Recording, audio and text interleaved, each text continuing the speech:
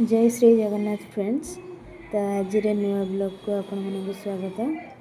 तो चलते आज कदली गोटे नुआ रेसिपी बनवा। तो कदली को फास्ट पानी देके हलदी लुण देके भलसे सिझे नवा। देखो सिझे सारे भलसे सिझे बेसन पकईदे। स्वाद अनुसार लुण लंका गुंड हलदी गुंड आ किचन किंग मसला मुझे पकई।